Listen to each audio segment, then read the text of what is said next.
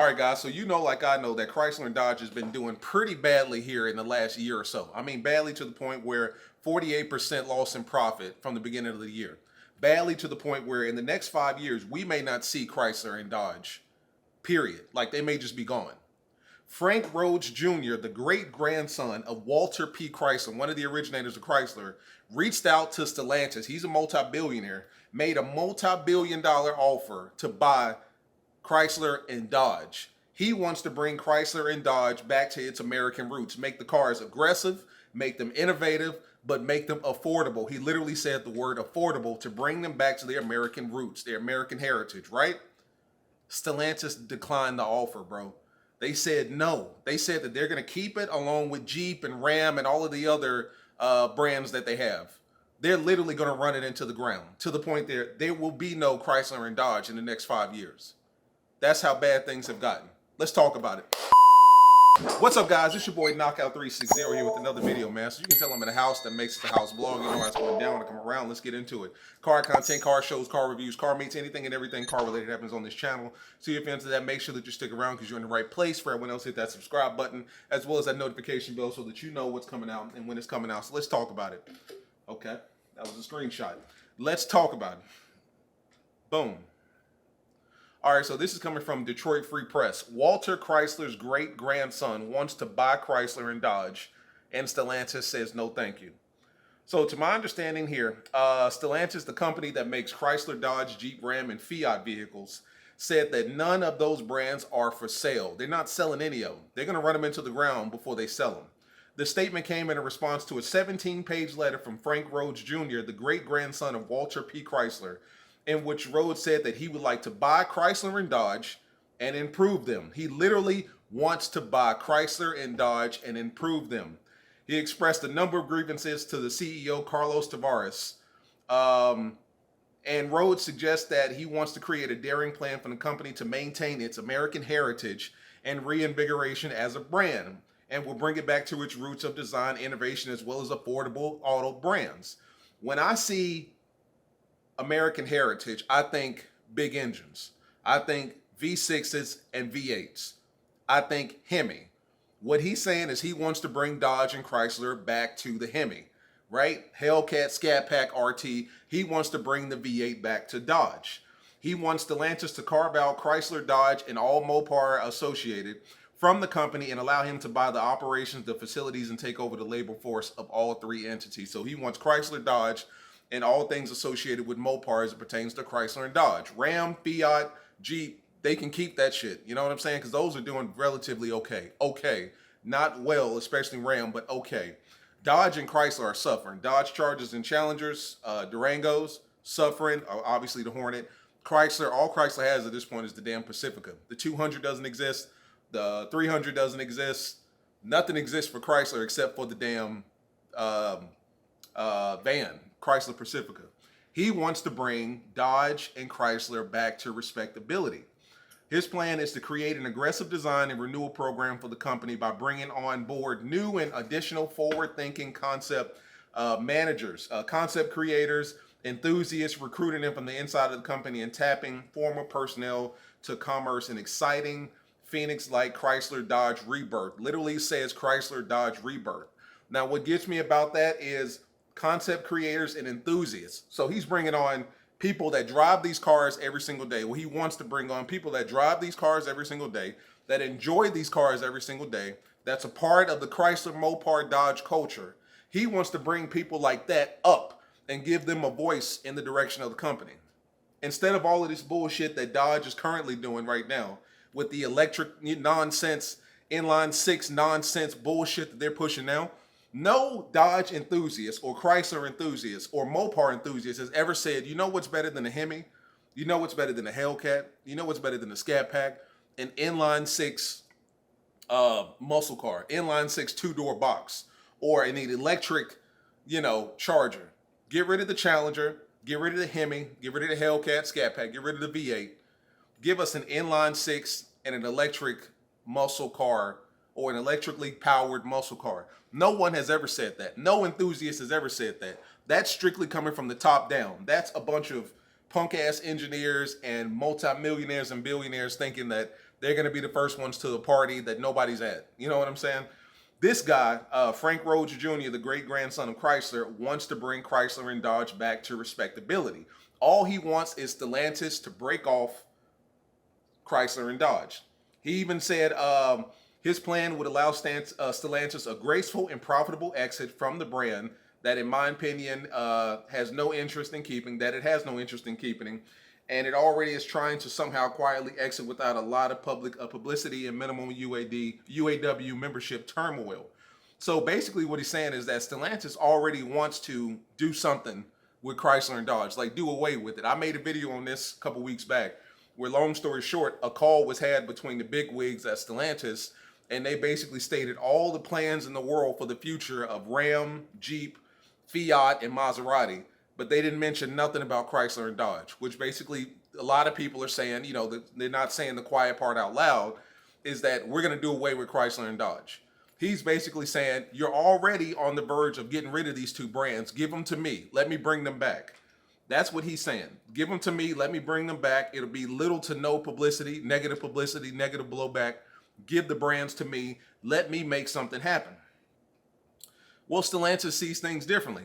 But on Friday, Stellantis politely declined the offer. In a company statement sent to the Detroit Free Press by Stellantis spokesperson Jody Tenson, the company said it is committed to improving and building all of its brands to profitability. Stellantis acknowledges the interest in the North American brands and reaffirms the company's commitment to its entire portfolio of all 14 powerful, iconic brands in a 10-year time frame to build a profitable and sustainable business. So it sounds to me like they want to hold on to it and build it to profitability and sustainability within the next 10 years. Like the Jeep and Ram brands, Chrysler and Dodge are at the forefront of Stellantis' transformation to clean mobility, benefiting from the group's cutting-edge technology and scale. The company is not pursuing splitting off any of its brands.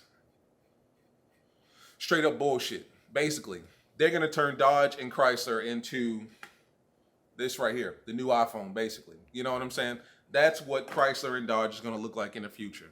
And Stellantis is going to drive Dodge and Chrysler into the ground. I mean, things have gotten so bad at this point to where there are certain Dodge dealerships that are suing Stellantis. They're suing the parent company because Stellantis keeps sending these brand new cars and the dealerships can't sell the damn cars that they already have on the lot. Most of these dealerships are overran with 23s, 24s, and soon to be 25s. You know what I'm saying? Like, a lot of the Dodge dealerships, go down to your nearest Dodge dealership right now. I guarantee you this is true. You will see 23 Dodge Chargers and Challengers still on the lot. And then you will see 2024 Jeeps, 2024 Rams, 2024 Chrysler Pacificas. You will, and then of course, right around the corner, and by right around the corner, I mean literally next 2 or 3 months, they're going to be shipping 2025s. No one has expressed any interest in a 2025 Charger, to my knowledge. I don't know what you guys know or what you guys are talking about, but to my knowledge, no one has expressed any interest in buying a 2025 Charger, whether it's a RT, Scat Pack, or the electric joint. You know what I'm saying? Inline 6, nobody that I know wants these shits. To be real with you, more people would buy a 23 before they would buy a 2025. They just want the 2023 prices to come down. Dealerships are suing Stellantis because Stellantis is not helping them with the sales as far as the prices are concerned. They're not helping them with the inventory because they just keep sending cars their way. And dealerships are suing them because it's like, yo, take some of these damn cars off the lot. Stop sending us new cars. They're not selling. That's how bad things have gotten for Chrysler and Dodge at this point. But somehow or another, Stellantis, they want nothing to do with that, right? They want nothing to do with selling a brand and allowing the brands to grow. They want to run it into the ground with this electric bullshit. Chrysler, 9 times out of 10, is done deal within the next 5 years. All Chrysler has at this point is the Pacifica. Let's keep it real. They used to have the 200. They used to have the 300. What else did they used to have? I'm trying to think. Did Chrysler ever? I think that was pretty much it. For the most part, off the top of my head, recently, in the last 10 years, it's the Chrysler 200, the Chrysler 300. The 300 in and of itself was pretty much carrying the brand. I mean, the 300 was creating its own culture. Like, I've seen car clubs with nothing but 300s in it. You know what I'm saying? And then, of course, the Chrysler Pacifica at this point is all they got left. no brand is going to be sustainable off the back of a van, especially in 2024. Like if anybody has a choice between a van or SUV, they're getting an SUV all day long. Like I see more SUVs than I do vans at this point. So Chrysler's gone. Once Dodge drops this 2025 Charger and these cars are just sitting there collecting dust, Dodge is going too. Stellantis wants to run the brands into the ground as opposed to selling them and bringing them back to respectability. Stellantis has been struggling with its U.S. sales and profits in the second quarter. It has reported U.S. sales of 344,993, down 21% compared to the same period a year ago. Among its brands sold in the United States, check this out. Only the low volume Fiat and Alfa Romeo brands were up for the quarter. Who the fuck is buying a Fiat and Alfa Romeo? Jeep is down 19%. Ram is down 26%.